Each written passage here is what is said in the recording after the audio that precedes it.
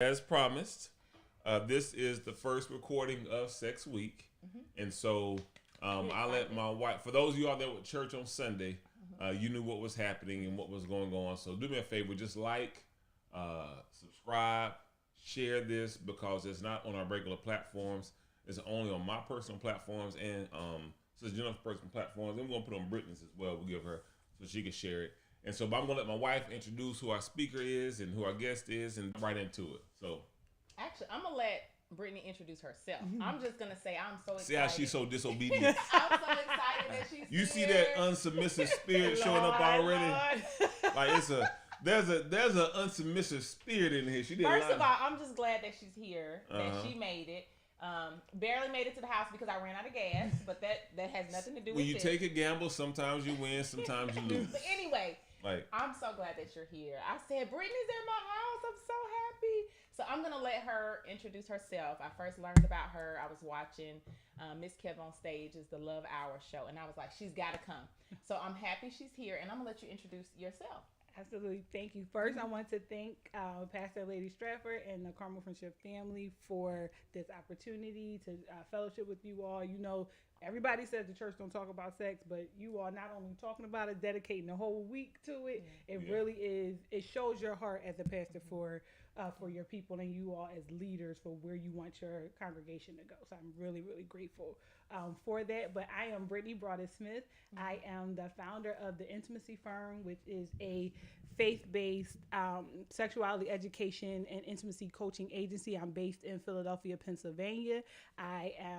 If we was in church, I bring you greetings from Cathedral of Love Community Church. You gotta say your home church and your pastor. Okay, Cathedral of Love Community Church, led by the amazing Pastor Joseph Brown and Lady Lisette Brown. Okay. I thank you, Pastor. I know you're going to be watching this.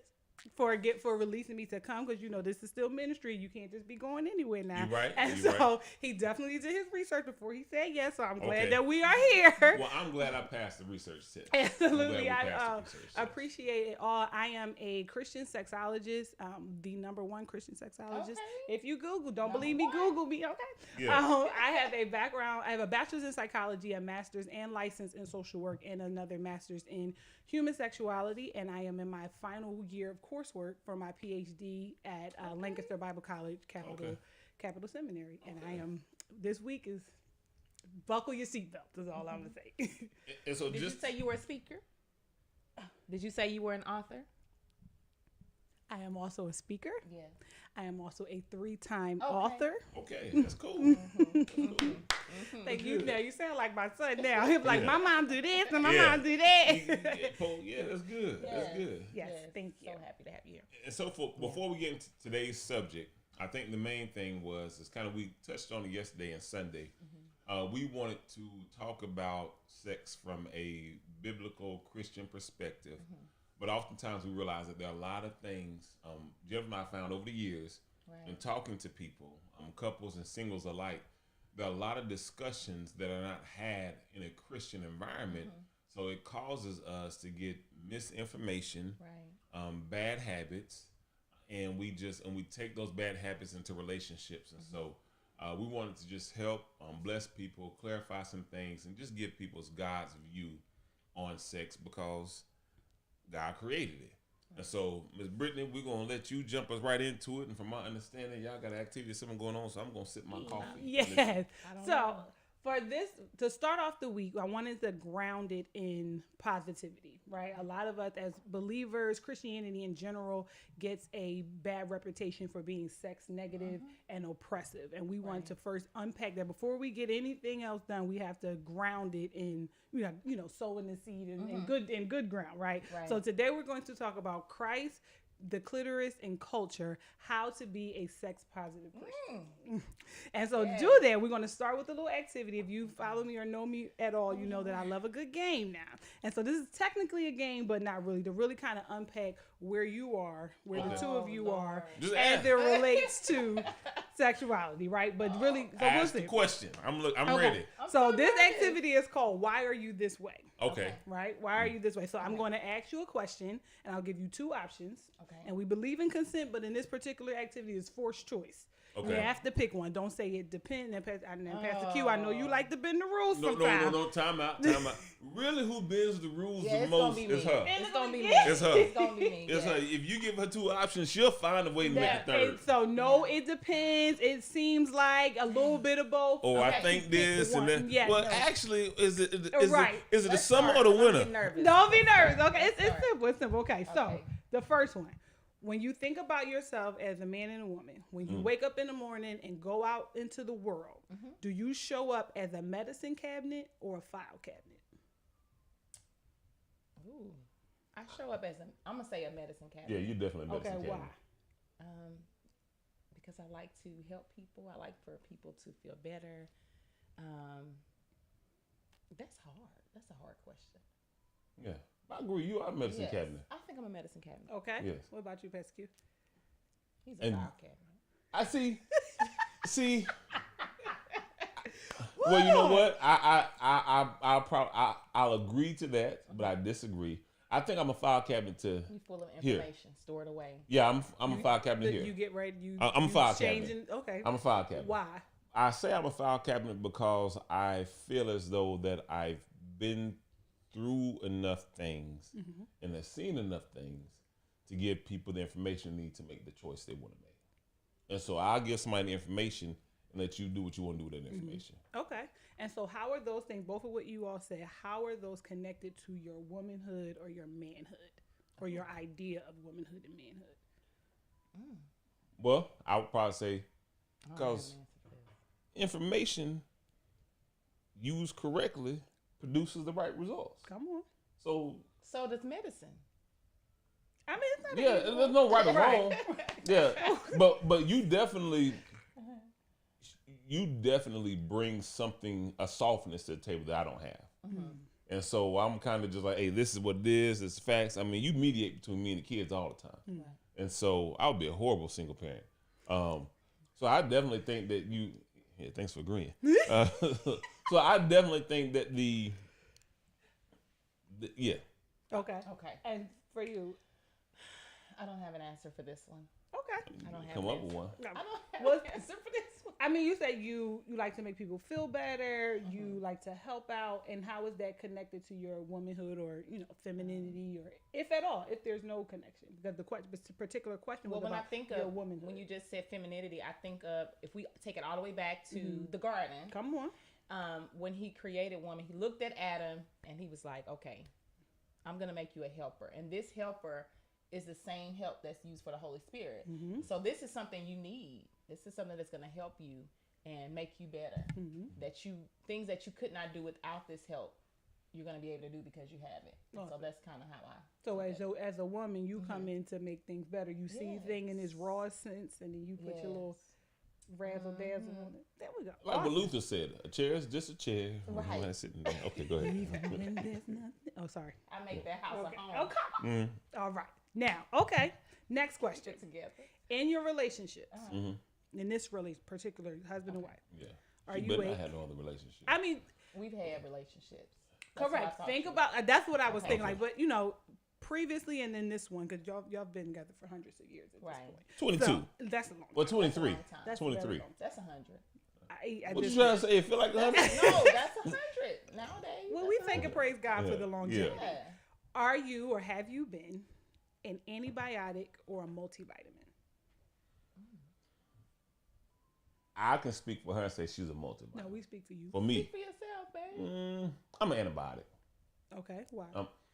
Because I feel as though my role in my family is to ward off things and attack things and defend things. Okay.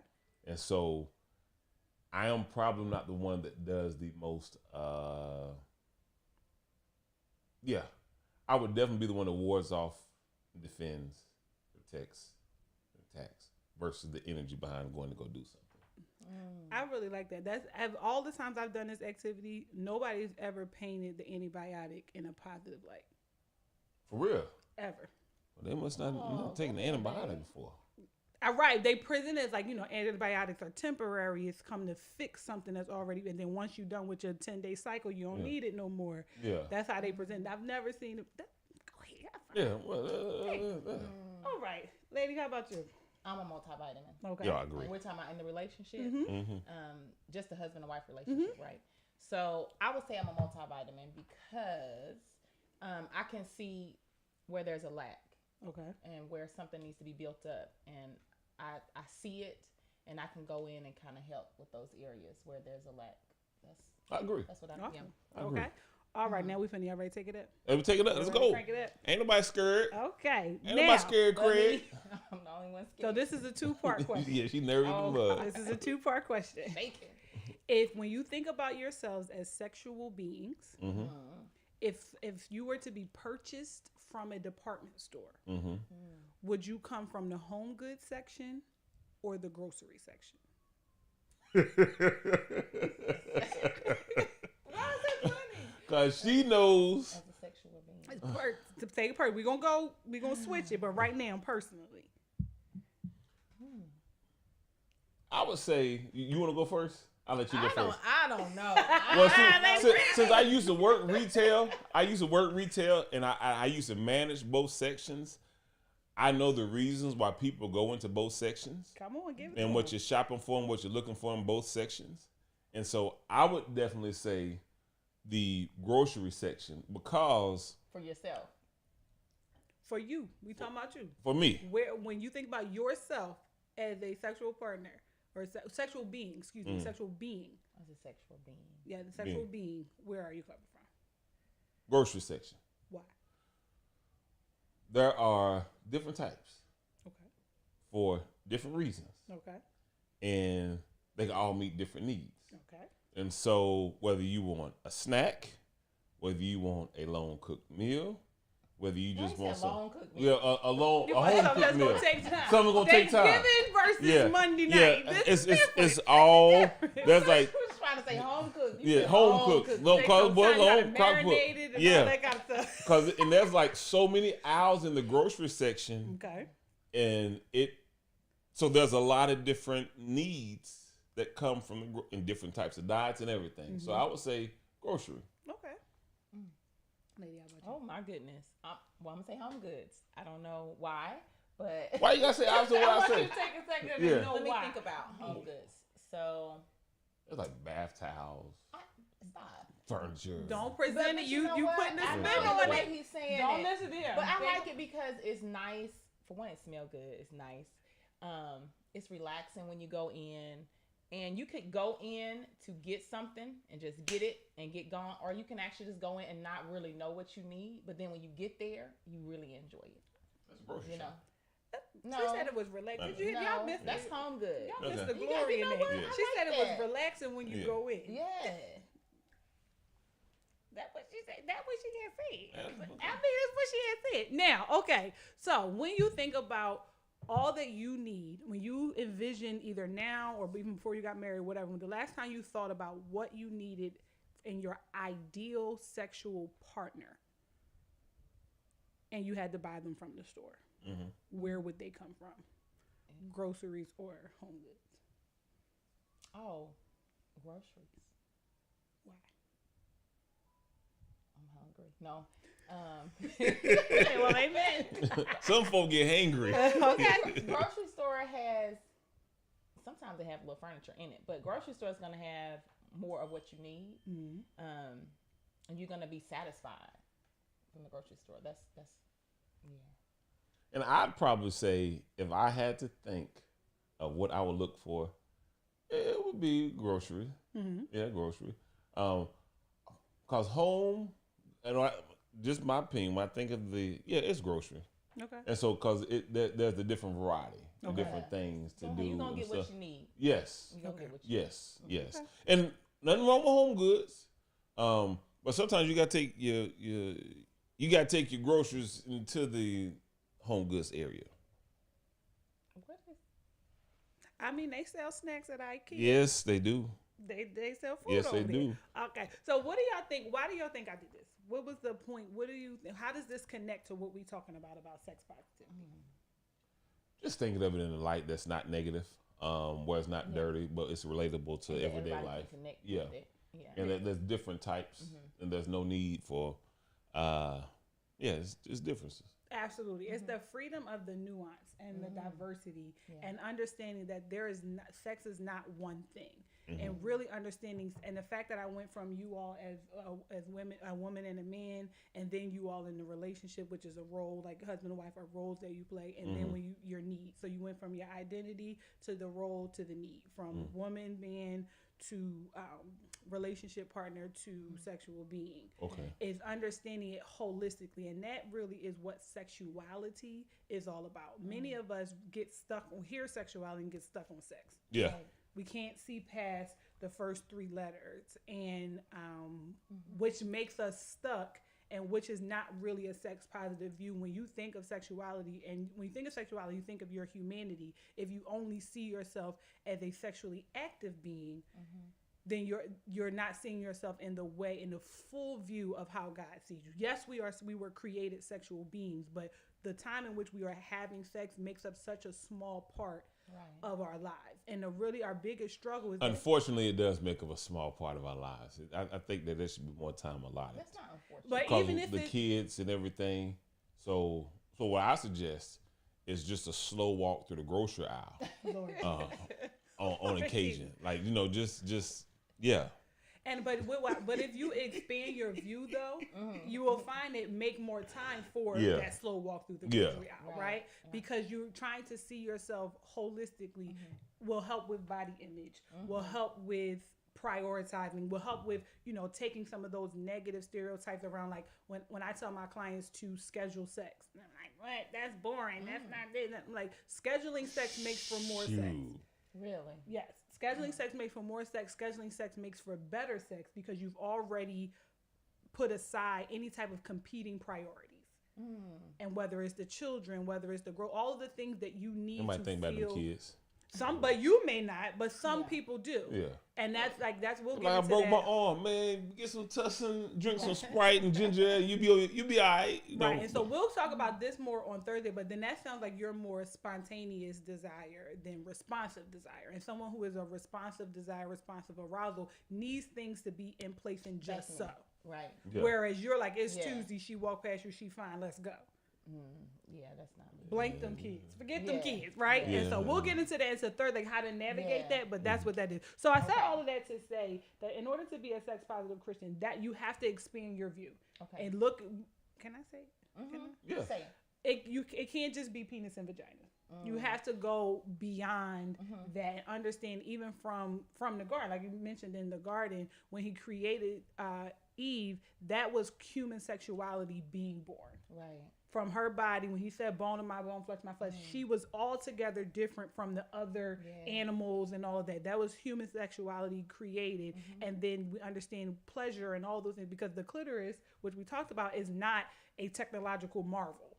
It, even though it happens. And so establishing our bodies as I'm trying to be like as professional and cool and mature. I'm trying not to embarrass my wife. That's what I'm trying not to do. You want to embarrass me? Okay. All right. Go ahead. Okay. Well, I don't know. That's all right. I got your back. Your back. Okay. You have something to say?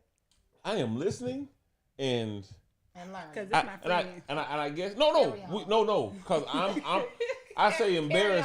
I don't embarrass her by the sense of making her look bad. I'm embarrassed by the sense of saying something.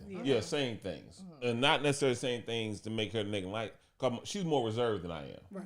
And so sometimes you are. Yeah, I'm more serious. Yeah, I'm way more serious. And so like my sense of humor is like, when it's time to do something, like is almost non-existent. But I'll just be honest with you, man, that the opposite of what you just said sounds pretty boring. I mean, and the thing is that, what we work, and again, the other part of sex positivity is really sexual authenticity. Yeah. It's leaning into what works for you. So for some people, it may be boring.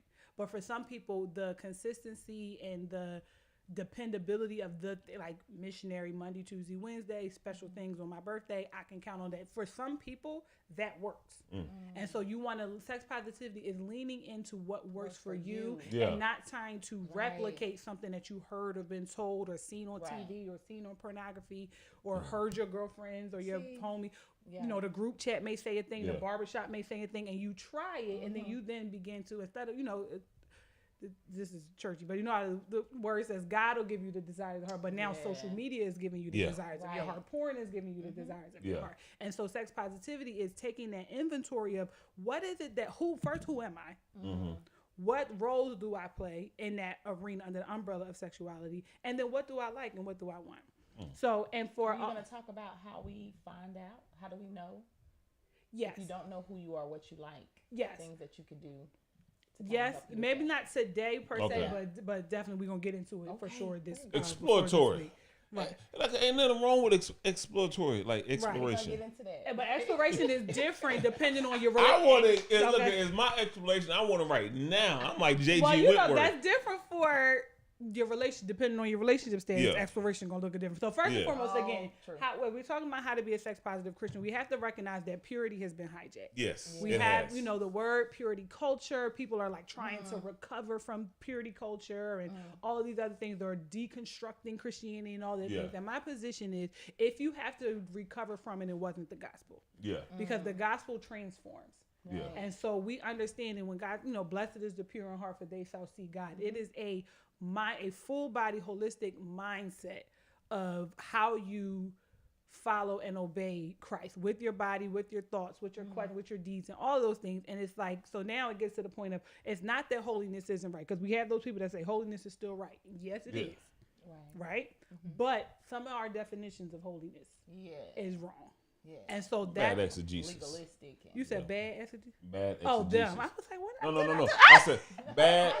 That just comes from a misunderstanding of the scripture. And then imposing my convictions on someone else. Right. When it's probably preference. Yeah, it's preference. Exactly. And that's something we learned at my home church. My pastor teaches about the difference between biblical absolutes, preferences, and convictions. Yes. And so we get those three things mixed up and have this performative it's this horizontal performance as opposed to the vertical commitment that it was supposed to be. So we have to put that, in order for us to reclaim it, we have to reclaim it in a way that is centered in the gospel. So the first step one to be a sex positive Christian is edification, right? Edifying you. I saw yesterday that you love alliterations for your points and things. I was like, I feel at home here. I love alliterate. I love to because it helps people, word that you can't apply. What you say? Wisdom is knowledge applied. And if you can't apply it, then it's just a bunch of information that you can't use. Right. Yeah. So you want to, for edification first, and that's the biblical understanding. This is the biblical inception of sexuality. In the garden, it started there. God, throughout the Bible, intended sex for three reasons. I call them the 3 P's: procreation, partnership, and pleasure. And we understand that procreation is I agree with those two. Only other P I would probably put in there is not the one y'all thinking. Oh, Lord. But to pacify. Just break that down for me. Because sometimes, if we're honest, sometimes for some of us, it's needed for the situation. And I would lend that to still fall under partnership, though, right? Because you know your partner. And that's where that ends, because partnership is where intimacy falls. Yeah. And so sometimes we like, let's go, let's get it right. Yeah. But then sometimes it's like, every once in a while you're like, okay, baby, come on, so I can go back to do my homework. Like, I got stuff to do. Like, you know what I mean? Sometimes that happens, but what you saying? I got something to do. Come on, get this over with. But there's treating me like I'm yesterday's meatloaf or something. But the hope is that even in the all right, come on, it's still a genuine desire to be there. Yeah. It's just, again, those competing priorities, right? But there's never like the all right, come on, like hurry up and get done, because I then would argue that nobody wants compliance. And that's what the pacify, like, I understand your point, but why it could be a bit dangerous, because then it becomes that compliance, like here just because, and then that's, making the donuts. Right. We don't to make donuts. No, we don't want to do that. So the 3 P's, right? So, in the beginning of Genesis, first commandment, God gave Adam and Eve his husband and wife: be fruitful and multiply. Okay. How do you multiply? You have to have sex. Yes. So that's established from the beginning that God at least saw a purpose for this thing, and we understand his importance. Where he lays his importance is in replenishing the earth. We have to multiply. We have to make. Where God is obsessed with babies. We love the children, but God he's really excited about kids. I'll tell you something. And I'm just like, can I say something today? That's the best way to evangelize too. What is children? Mm-hmm. Tell it. Because you raise them, you can have the most influence, and you can put Christ in them. That's the best way to evangelize. Right there in your home. Mm-hmm. Right there in your home. So really, when you think about it, what you want to do with your spouse is practice evangelism. Oh my God! Goodness. I knew. Now I thought that this was going to go somewhere, and I fell for it. See, I fell for it. See, I knew how to set it up. I know how to tell the story. There's an arc to the story. You gotta have an arc to it. But go ahead. Okay. Next, partnership. Right. Go right back to where we left off. Yeah. So partner, that's we know that God loves having babies. Like, and people for whatever reason they can wrap their head around it. There are some people who feel like the only time that they should be having sex is when they are making babies. Which it's like well, back in the day when they had like 15, 20 kids, it was like every time they did, they had babies. Right. So that was from like a birth control and stuff like that. Birth control. But then honestly, and people then there was no. They worked farms. Yeah. And right now, and you would think that it was just back in the day, but I still run into folks who see just the utility of sex. They're not taking into the gift of it. It's work. Yeah. Okay. That's a big mental gap in there. So it's only used for the function of procreation. That's it. Right. And what are we coming together for unless we're purpose to make babies? Or they, the birth control discussion, like we can't. I don't want to have any more kids. We can't use birth control. So now that puts that gap in. So do you think there's no pleasure there for one? Or I mean, when there may be that natural biological experience of pleasure, but then it comes down to when it's like I have to, it switches from something I get to do to something I have to do. And so even when those couples are in that like fertility journey and they're on the schedule because they're ovulating, so it takes the joy out of it because we're doing it as a function, as a task. Absolutely. Right. Means to an end. Right, exactly. So then next we'll have partnership. Obviously, leave and cleave, right? For this call, shall a man leave his wife and cleave to, and they become one flesh. So that the one flesh, literally and figuratively. Word almost beat you up. He gonna beat you up live. Lord, right. I took your lunch money. My God, come on now. I didn't practice this. And then look at what's happening. It's really us coming together. It is that experience. Like there's no more vulnerable a place than when you're in the throes of sexual relations with your husband and your wife. When you're talking about hopefully or whatever y'all get into, you may be nude, and so the issues, like all of your body image issues, if you have it, right there on display. Then if there's does it smell right? Does it look right? Am I doing it right? Does she like it? Do he like it? Like all of those things coming together and learning that intimacy is coming together and being comfortable and in the safety of this connection. Right. And the same as you told yesterday, in the sanctity of this connection, I can release all my concerns. I can release all my fears. I can truly be myself. And that means if I'm interested in something, if I want to try something, if I'm concerned about something, if something doesn't feel good, I can speak up and say, a little more to the left. Like even that shows the quality of the relationship when you're having sex and you're like, faster, slower, move over, all of those things. If you are thinking the thing, but you're scared it can't come out, there's the issue of vulnerability there. There's the issue of that intimacy where you don't feel free to speak up for what you want. Because ultimately, when it comes, for those that are married, orgasms, climax, your orgasm is your responsibility. You are giving the information of what works to your partner, and they are being a good partner by you putting that information into practice. So once again, the file cabinet is useful. The file cabinet is useful. Why? Because you got the information stored up that you can share. But you have the information for you. Right. No. File cabinets don't collect information on file cabinets. File cabinets collect information on their surroundings and what people put in there. Right, but then you still have to apply it. Oh, you get that right. Right, but apply it in the way that is contextually sound for them. Exactly. Yeah. But sometimes we got file cabinets who collect information and only use it for their own good. Oh yeah, well that's no good. Okay. That's no good. That's that's selfish, and that's not a good.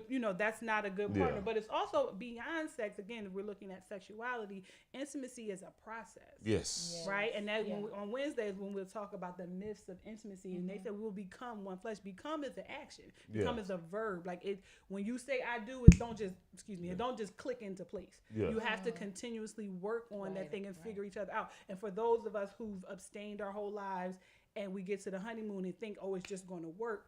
That's where sexual expectations are rooted in the wrong thing, because we think it's going to be fireworks and falling off the bed and everybody in convulsions and shaking, but that's not necessarily the truth for everybody. And then we fear that there's no sexual compatibility, but compatibility is created. Yeah, it's not always found. And then the last one, of course, which we all hear, this is apparently Pastor Q's favorite part, the pleasure. Oh God! Apparently, why is it? I should be taking notes because I have questions as you're talking, and I'm gonna forget all. Well, just ask them. Well, just interrupt like I do and ask a question, because it'll lead.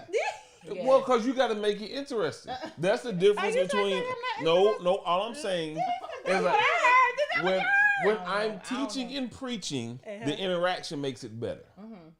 The interaction. But I don't want to interrupt because what she's saying is good. But she knows it. She does it all the time. So for us, our question is when we get to speak on it, because it's like, and she used to it. So are you going to talk more about the vulnerability you just talked about, where you're thinking it but it's not coming out? Yeah, that was really good. And so again, that's intimacy, right? Okay. Intimacy is being. So now later on, I'm asking, so what you thinking? You ain't letting out? Not just for me, but that's a good conversation, right? Yeah, because I've heard that before too. So what will make somebody feel like they can't be vulnerable? If pride will make you feel like you can't be vulnerable. What do you mean by pride in general. So, and it's that transferable knowledge, right? So if you make something, if you cook Lady Stratford dinner, right, and she eats a piece of it, and it's like, I need a little more condiments, or can you put this on a little bit longer? And you suck your teeth and snatch the plate back and all that. And you're showing you don't take constructive criticism well. And so if you down there and you giving it all you got and it's not landing where it's supposed to be, she may not be as inclined to be like, slow down a little bit. Because you don't want to hurt their feelings. They don't want to hurt their feelings. The ego, and that's again, ego and pride and all that comes up. And so you want to practice that vulnerability everywhere, because intimacy is being seen, being heard, being valued, and being understood. And that's wisdom. You have to apply the thing, right? And so it's not enough to know that she likes this or prefers this. You have to actually do it. And then if for whatever reason it doesn't land because you're not perfect, be welcome. Always be in a place of learner. Be welcome to or open to any changes that may happen. And it's like, especially when you all have that longevity that you all have, or couples that have been together for a very long time. You caught your groove, like but then sex then become and relationships in general become muscle memory. Yeah, routine. Right. And that perfection might change from time to time. Exactly. Yeah. And it may be something that you just want to try, something you read about, like, let's just try this. And it's new and it's foreign. And climb up that wall right there and and so, but then you want to. There's nothing wrong with exploration. Nothing at all. Exploration is your friend.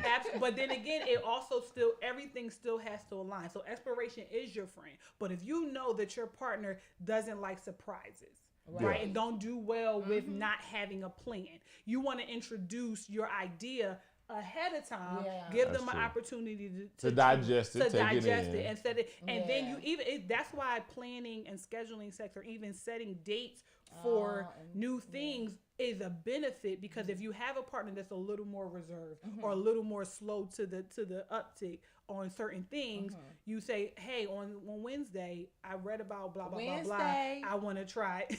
Right, you will win. You want to try it. They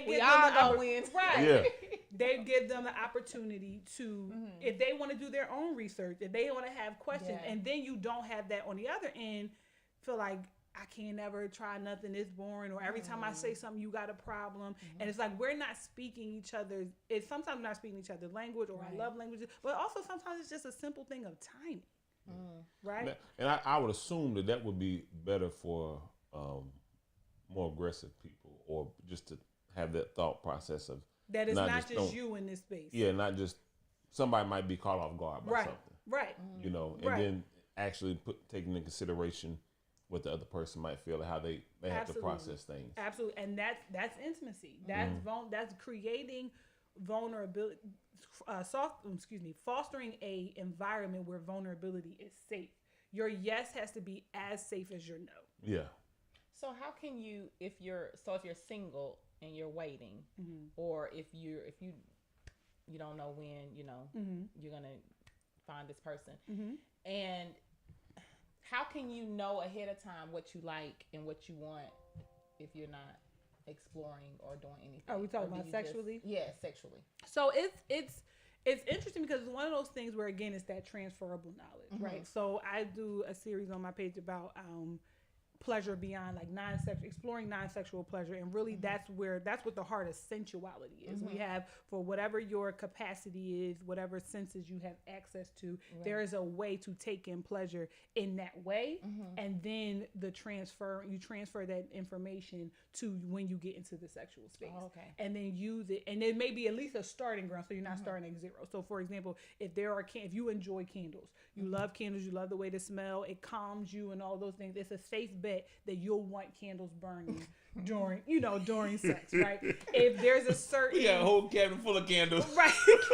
we got candles everywhere. If there's certain music that you play, like we know we all had that song, like I was getting ready to say I ain't been saved all my life, but most of my life I've been saved. But however, when I got a big thing to happen, I'll start with my gospel music when I'm getting dressed, but then when I'm on my way to the thing, then I'm it's a little more.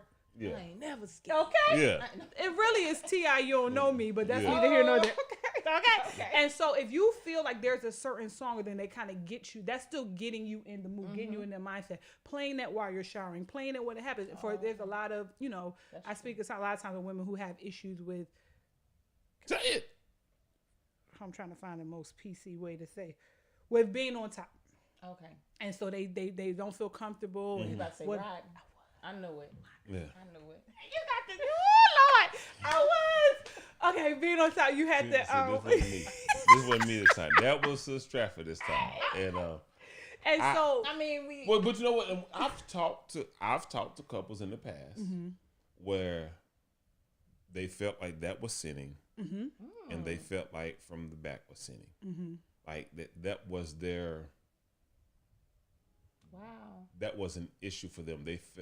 One partner felt like that was sin. Yeah, and I get that, and I also and the other one is oral and anal sex also becomes those issues. But then as a Christian sexologist, it's not my job to be a guilt gatekeeper, right? So if you have those personal convictions, if it's sin to you, then it's sin. Then don't touch it. But it is my job to help you I do what is called values clarification. We kind of walk through it. Show me. Because not that to say if the Bible is silent about a thing, that means go and do whatever you want. That's not what it is. Because the areas of perceived silence, there are also other spots that is very explicit about that informs exactly. And so in those ways, I say to you, like, where is it sin or do you just not like it? Yeah. And then does Scripture say this? Is there a principle that supports it, or is this a generational thing that you've been rehearsing for so long? And all of the things that we then, because sin, by calling it sin, is less likely that they'll have to explore it. Yeah. Right. If you say it's trauma, people gonna want to unpack it. Yeah. If you say you just don't like it, then they're gonna want to convince you. Yeah. But if you say it's sin, that's the safe zone to kind of get out of things. Right. We're gonna got a jail-free call. We ain't gonna talk about it no more. Right, exactly. And same thing with leadership. Respectfully, leaders who don't have a hermeneutic for a thing just sin. Don't question God. Right, exactly. If you want to be like the world, then go ahead. And then now you leaving that with the person that they're struggling, but that's not really what it is. And so I ask them, like, where does it say this at? And then most often when we pull back the layers, it's just a thing that they don't know where it's from. They just heard it all the time. But that's where myths, and that's again about with being a sex positive Christian, is dispelling the myths. We got to speak truth to power. We got to speak truth to the power that those myths have over you, and then you're leaving pleasure on the table because of not. So that's just really not there. Because in the same way we've heard growing up that if you, as a woman, if you make a lot of noise during sex, then you're going to be perceived to be, you a freak or you're nasty or all of those things. Because I didn't hear that growing up. I'm a millennial, and so millennials, there's a certain. You don't want to do too much because if you're doing too much, then it's like you've been here before, you've been with a lot of people, and why do you and it's because it's close do too much because the kids. It's reminiscent of Man, forget them kids. Okay. Look here. Now that's how I'm more like Pastor. That's why. Well, how you think when you got when we finally moved, I said I don't want the kids nowhere around us. I don't want the walls adjacent. I don't want them on the same level. Forget them jokers. So Yeah. So it just wanted, like, it's a lot of things. And again, the sex positivity is really giving yourself the grace and space to grow and change, just in like whether you are abstaining or whether you are together. Growth means improving, whereas change means wanting different. Giving yourself permission to ask questions. Right. If you all, those who are watching from Carmel, like, you have leaders who are saying, now he said he's not no counselor and he's going to send you, but he has the ear enough that he's going to listen and connect you to where you need to go. That's positive. He gives really good counsel. Counsel. I feel like he is. I feel like he was up there carrying on. Give information, but what I realize is people only want you to, a lot of times people only want you to rubber stamp what they want to do. They want to, exactly. Right. And exactly. I'm not going to, and so my thing is, I don't give unsolicited advice. No, I do. I gotta get better with that. Yeah, I don't give unsolicited advice. Right. And ain't no use of. Yeah, I'd let it be. And so that, and then really understanding that the last part of the pleasure part is understanding as we, rooting it. What's my words today? Rooting it in the Bible is that pleasure is not just permitted; it's promoted. Right. And that is just in general. Whether and understanding sexual pleasure pleasure beyond sexuality, because if the only time you experience pleasure in your life is when you're having sex, your life is lacking. True. There's so much more to this earth, to that what he created, to the work of God's hand, and all that. We looking at not just sex as a gift, but pleasure as a birthright, as a kingdom, as a child of God. Your life is to be. We have pleasure, we have access to it, right? And so whether we are rejoicing in the wife of our youth and the breast satisfying you always, or whether it's just he came, not that we might have life, but we may have it more abundantly, right? And so you have things that creating a life that where things taste good, smell good, feel. It doesn't have to be indulgent, doesn't have to be gluttonous, it doesn't have to be irresponsible, like financially and all of that. But it's okay to create your space so that it's pretty, and buying yourself flowers and eating things that like, and not just taking what has been given to you. And a lot of us take what's available because we do not have the stamina or the faith to hold on to what's possible, what's possible. And pleasures as a sex positivity, a sexuality positivity, is understanding that in this body you deserve good things. And many of us don't believe, but our life has been so hard, we don't believe that we deserve good things, whether we're abstaining or whether we're married. We feel like pleasure is just one of those byproducts that just happen. But if you believe in God's sovereignty, and you understand, like you said with the clitoris, that wasn't no technological marvel. If pleasure wasn't on his mind, he wouldn't have created. Marvelous. It is indeed. He wouldn't have created the clitoris, right? There are animals and creatures on this earth who have sex one time and then die. Yeah. Right, there are creatures on this earth. I forgot what it was, but one of them, when the penis comes out, there's like these spikes that are injected out into the animal, and ain't no good feeling in that. Ooh. But he decided, he's like, I want you to have sex because you have to recreate the earth. But in his sovereignty and love for us, he also made it feel good. Yeah, pleasure. He also made it feel good. But we go out of our way to make it a bad thing. I think we do that because we've allowed the world to hijack. Absolutely. I think we've allowed people to hijack things. And as a church, I think sometimes what we do, we go so far to the opposite end that we throw the baby out with the bathwater. Absolutely. Right. That asceticism.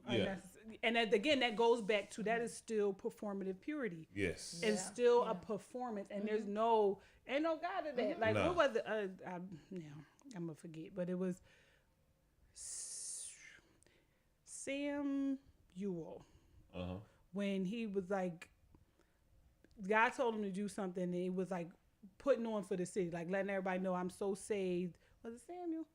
You talking about Saul? Saul. When he offered a sacrifice that he didn't sacrifice the sheep, he kept them. Right. And he told Samuel, come with me on the mountain to let everybody know it's okay. Let everybody, exactly. Yeah. He was putting on. I was not pleased with that. You can be like, it don't matter how the length of your skirt, the color of your, lady sitting here in that red lipstick, you look good, you look blessed. And I almost put on red nails, and I was like, well, let me tone it down, because all of those things, that even to the point of our young people, our girls, they get hips, and we're already assuming that they're doing something. Right. And I think that a lot of it is rooted probably in a good place, because we want people to be on fire for God. We want people to do right and not sin and protect and all of those things. But then it also becomes a performance, and then they just take what we tell them, and that becomes their their gospel, as opposed to they don't read the word for themselves. Can I say something to that? Yeah. And I say this because I used to listen to Christian radio a long time ago, all the time. And I remember when a lady was speaking and she spoke to what a Christian woman is supposed to be. Oh, yeah. Yeah. And it was very popular woman on multiple platforms, speak all the time. And when she described what a Christian woman is, what it's supposed to look like, She took scripture out of context. it was a black woman. Yeah. And I felt as though not only was it a black woman, braided hair, elaborate hairstyle, big earrings. That's her plucking from and then she talks about certain types. And then when I looked, I said, well, of course she's going to have an issue with somebody that has some of the things that she doesn't. And I think that sometimes it comes from a place of, since I don't or since I can't, I don't want anyone else to as well. And that's in the same way with grace, right? We extend grace to people who struggle like we struggle. Right. And then we get haughty about the things that we don't struggle about. We do. Yeah. And we almost double down on those things. And so in this same way, and again, that's what sex positivity is understanding that your struggle may not be my struggle, but that's why scripture says his grace is sufficient for everybody's particular particular needs. So those are the 3 P's. And we're going to keep going. How much time we have? Well, we real quick. So I got a question. Yes. And I think this is just something I can only speak from a male perspective, as it pertains to the offering, the different forms of pleasure. Okay. One thing that I thank God for with the older men in my life, they helped me to understand that it wasn't my wife's burden to be my only source of pleasure, in the sense that you need a hobby. You need to find something else that you can do. Like don't rush everything. Y'all gonna be married for the rest of your life. And so I would say, just personally, I would say to any young man that's out there, or any man period that's out there, pace yourself. Yep. It's gonna be okay, and find other things that can be pleasurable for you, that don't necessarily put pressure on your wife. Yeah. And I would then say that for women as well. Yeah. And then to tweak it a bit for women, find other sources of joy than your partner, than your husband, because you lose your complete identity. That the moment he upsets you, your whole world is turned upside down, because you've lost your identity. In your identity is at all times in relation to him. Like there's nothing taken away from your relationship when you have like you said, hobbies or interests or responsibility that fall outside of your home. And that's why that identity crisis happens when a lot women, when they become empty nesters and things like that, and relationships hit like a screeching halt, because like who are we outside of husband and wife, and these roles that the roles we play. And I think that one of the most important things before we move on about the pleasure piece is in all times making sure it's equitable. Yeah. Right? What do you mean by equitable? So it is equitable. The word be we know. I mean, my God, it's different from equality, right? Equality says the same, which we know is not realistic. Equity means each person is getting what they need in the moment, right? So that means if you can ask, she can ask. And what that ask may look like may be different. So you are quite obviously spontaneous desire. You have no problem saying, I want some, can we do this, X, Y, and Z. Equity says that lady can express her needs, but it may not be flat out, you gonna come upstairs and give me some. And maybe I'm getting ready to go get in the shower, and you know her enough to know, okay, that means let me hurry up and write this email up, because it's time to go. A text message. It's time to go upstairs, right? It also means patience in the bedroom, understanding that women are about 10 to 15 minutes or so behind in the sexual response cycle.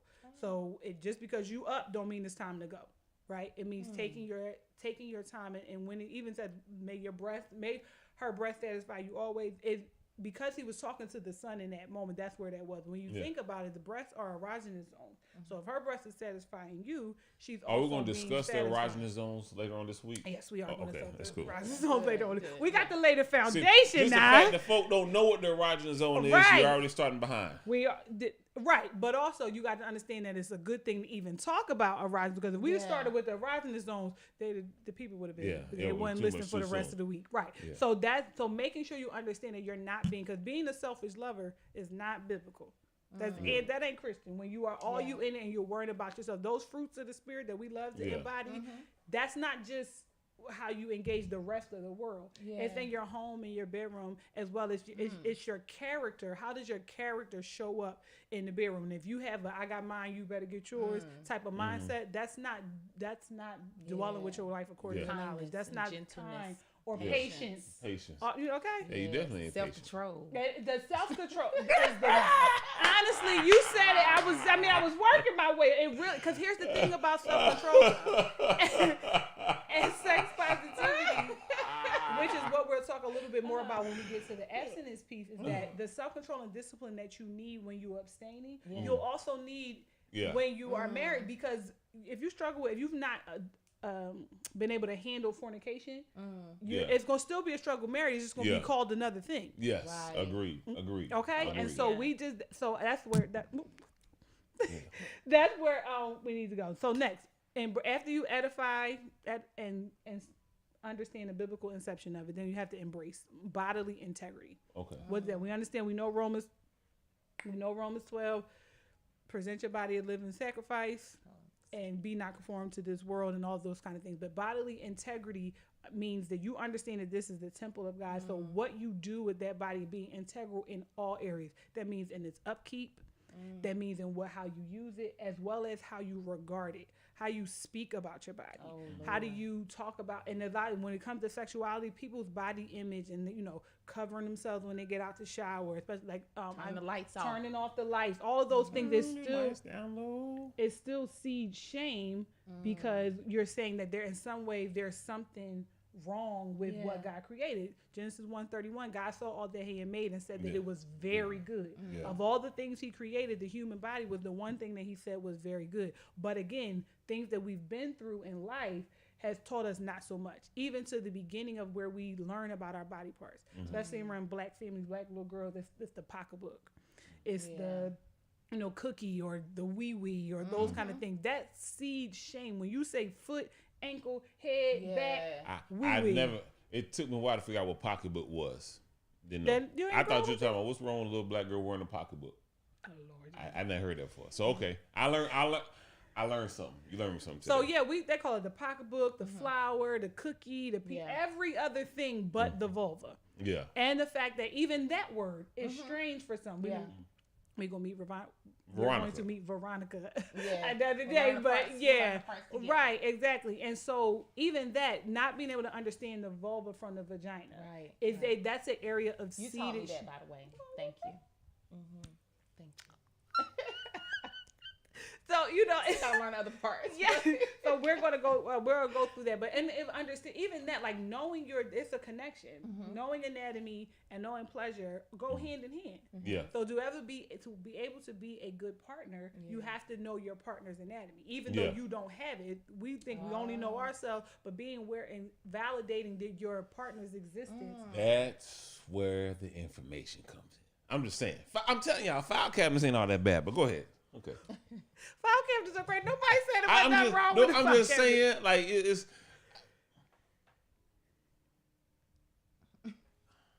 Lord. We have time. Yeah, okay. I would just say this. Okay. It just seems like you would want to do certain things if you're in a relationship and the goal of the relationship is to make sure that your spouse is in a good place. And I'm not talking about just I'm talking about even in the sense of like you run out of gas just now. That's a miss on my part. And I granted I tried to push it to the limit and that's on that. But the fact of the matter is I couldn't see myself purposely allowing you to run out of gas. Yeah. Right. Or not doing what needs. But what I'm saying though, but I don't think that people make the connection when I say I'm not going to do certain things. Why would I purposefully not look in an area that matters the most? But if something rolls out in your job, they change a new program, if your kids have to learn new math, all these other things that we're willing to put the extra effort selfish. It's the intentionality. So it's an intentionality attached to that, but there's also a validation attached to that is not attached to the realm of sexuality. Where sexuality and sex is just expected to exist and just happen, whereas we are validating the fact that you need to pour into your kids' schooling, you need to pour into the bills and all that. We'll sit down and have intentional conversations about budgeting, about where the kids are going to go to school, about where our future plans are. But we don't often, just like we did with the activity in the beginning, not often do folks sit down and consider what my needs are in that way. And that's why a lot of it is just, we are ignore it, stay away from it, it's dirty, don't say nothing about it while you're single. Then you're married, your wedding, your honeymoon, flip the switch, and then now everything you're supposed to not just do it, but now you're supposed to be an expert in it when you've never been given the language to even ask or consider or be concerned about. And that's a lot of times what bodily integrity is about, is tuning into your body. We'll talk a little more about it tomorrow, but the other question is, how do you, like you said, how do you know what you want? But even tuning into what works for, like, what does your body look like? I talk to women all the time about taking a mirror and looking at their vulva. And they're like, oh no, because we're talking about that the vulva is dirty. The vulva is dirty and those kind of things, but it helps the advocate. I think every husband should hold that mirror. But even ones who if you aren't don't married, have a husband, right? Yes. You should still look at your vulva because Yeah. it helps you advocate for yourself in the medical space. And we know that Black women are grossly disregarded in the medical space. So you need to know, what's your baseline smell? What's your baseline color, look, feel, all of those things, and not just your vulva, your body in general, because then when we go to doctor, something's wrong, and they ask, what's the first question they ask you? About our symptoms, right? But when this is normal, when this is your everyday, when this pain in your neck is something that you've been living with for the last 4 years, you don't think immediately to say that it's a symptom because it's not new. It's something that you always had. And the same thing with marriage counseling, when people say, what's wrong, this is all we know. This is how we've been functioning all this time. But body integrity says, I'm going to go to the doctor when I feel that pain. I'm not going to continue to live beneath what God has blessed me with. And that's the upkeep. That's the upkeep of the temple, what you eat, whether you, and this is not about, diets and all those things, or there's a set way to live, but are you healthy? Are you healthy overall? So that you, as a man, are you getting your regular checkups? Because y'all know y'all don't like to go to the doctor. All right. He does now. Well, praise God. Something happened on the other side of 40 where, when you start falling apart. I have imagine if you would have started this care a little bit earlier, where you would have been. If I would start this care a little bit earlier, and so we know that, but then it also go hand in hand, right? So we know that regular ejaculations are connected to heart health, but we also know that sex. Didn't know that. And we also know that sex that's that's going in the file cabinet. That's going to be more information that's going to be used later on. Right. So next time I go to the cardiologist, I'm going to say the cardiologist gave me a prescription. He gave me certain activities I got to do. And we're going to put these activities on the calendar and plan accordingly. But if you're not drinking your water and taking your vitamins and eating your vegetables and your knees and your back is weak and you can't move, you can't get to that place. Amen. Exactly. Amen. And you know what I'm saying? And so, and that it's like things that we put off because we're busy. We take care of kids. You got to that certain age, you need to go get your mammogram. You need to go get, I know women who've not been to the gynecologist or even ones who've abstained, like they feel like they don't need to get a pap smear because they aren't having sex, but you need to be getting a pelvic exam. And the pelvic exam is a small way, it's not the exact same, but for those who haven't had sex before, a pelvic exam begins that experience of what insertion may even feel like, or a tampon may feel like, and those kind of things. The one when we get to the Q&A, one of the questions was about painful sex, and a lot of that is rooted in the tension and the fear and the angst that we keep in our hips and our pelvic floor. So again, how you honor God with your body, way you use it, and the way you regard it, way you speak about it, way you care for it, all that is a part of bodily integrity. And then the last one is embodiment. So we were edified, we embrace it and within ourselves, and then embody it is our believer's inclination, like as a culture, the culture of the kingdom, like kingdom mindset, and not just church. And the way we speak about others. The way we are, like you said, that raising children is evangelism, but that's what God calls it here for, to evangelize. And so we walking around in sackcloth and ashes complaining about how hard it is to be Christian. That's not drawing people that's not drawing people to Christ. And a lot of people stay away from church and the Bible because of sexual issues. It's for so many people, sex is that sin that so easily besets us. And so a lot of the times it really is it's not even people, as much as there are people who want permission to do whatever they want. And I let people know all the time, they come, what do you think about masturbation? What do you think about this? What I think governs what I do. The question is, what do you think? What have you learned about it, and why? Right. And so if I say, I think it's fine, and you finna respond to that text message that you've been holding on to, don't put me in that, because when we get up there, God ain't gonna ask you about me, okay? And so that's part of it. But then the other part is people just want to know if, when, why, how, right? A lot of the stuff I got into as a child was because I had nowhere to turn to ask the question. So it was trial and error. We had to figure out. So you get don'ts. You get a lot of don'ts. You don't get the do's. Exactly. You don't get the hows. You don't get the whys. We had the don'ts. We have, for that you must die, and the bed of marriage is undefiled. Like you said the other day. That's still the polarized. But there's so, again, grace is sufficient because there is the gray. We don't like this because we got to be sold out for Christ. We got to be black or white. Don't lukewarm. He's going to spew us out. All of those things we know to be true. But God, we serve a God of the gray. And sexuality, there are gray areas where, not just gray areas on whether he's okay with certain things, but gray areas when we're not sure or we don't know.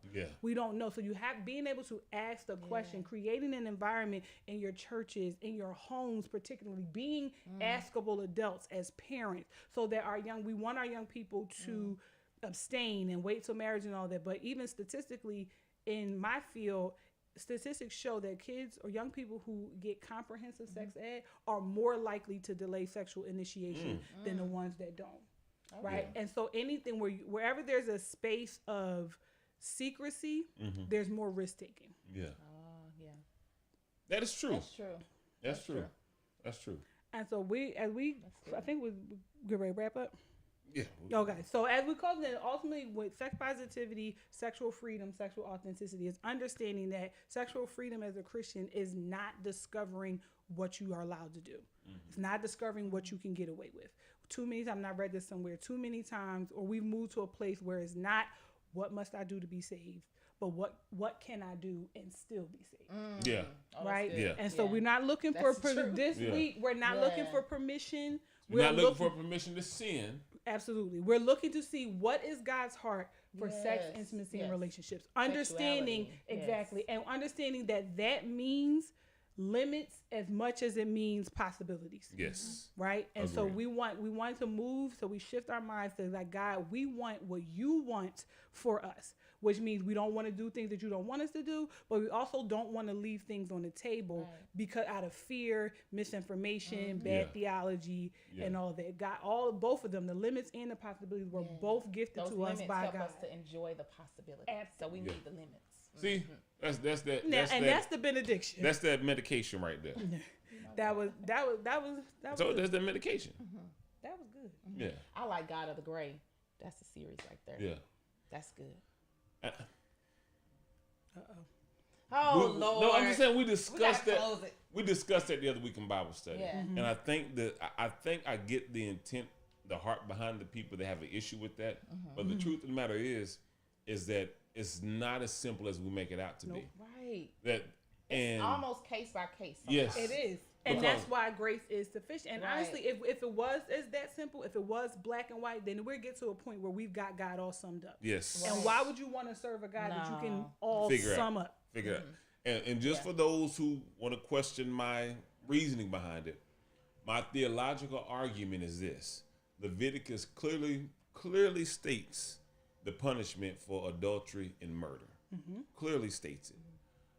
When you look at what Saul did and you look at what David did, there was something different because David, when you read it, David's actions, if we were looking at it just from a merely human standpoint, were worse than Saul's. He got a woman pregnant, committed adultery, had her husband killed. That's like, Saul just didn't sacrifice some animals. But when you peel it back, David's heart towards towards God, was different from Saul's heart towards God.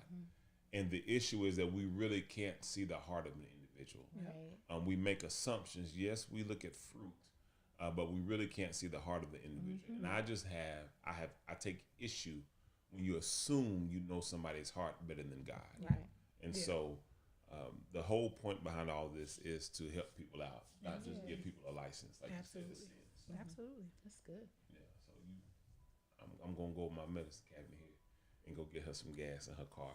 And y'all got it. We're gonna go ahead. You got anything you want to say before you close it out? No, I'm good. That was the So, benediction. Zach, you want to pray us out? You got it. You got it. You got it. You want me to pray? We gonna pray? Huh? We gonna pray? All right. Well, we'll see y'all tomorrow. We're just gonna go ahead. We'll see y'all tomorrow, same time, and so different subjects. So thank you, Miss Brittany, Thank you. for sharing with us, and hopefully this bless We people. about to have some more conversation. Yeah. Yeah. And I gotta go get the kids, but we'll see y'all tomorrow. All right. All right. Yeah, be blessed. Bye.